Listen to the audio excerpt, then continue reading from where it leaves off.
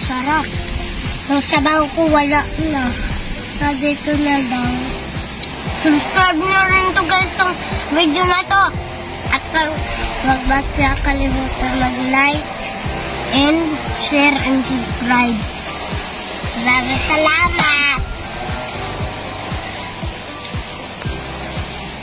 Sarap ng inihaw na isda.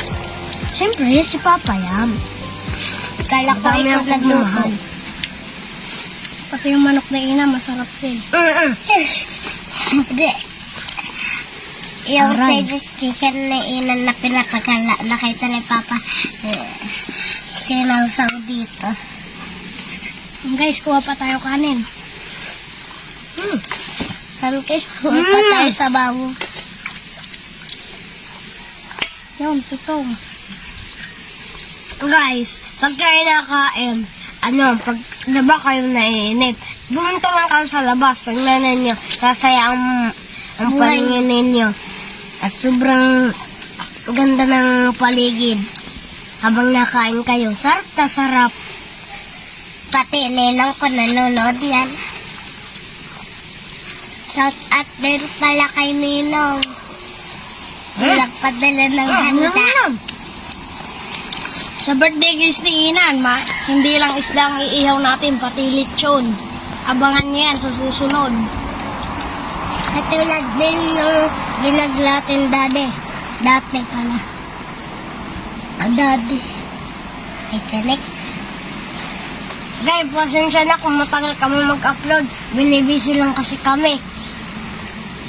Ang dami kasi na nabili ng manok, kaya hindi kami nakaka-upload. Sarap.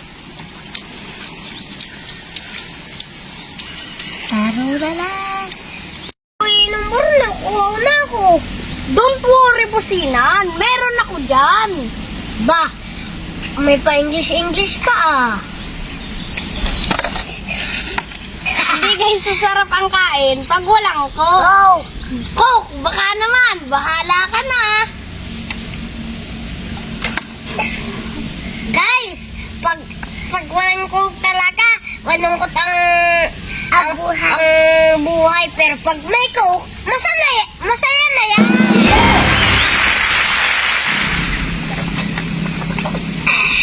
Sarap. Kain na. Sarap talaga pag may coke.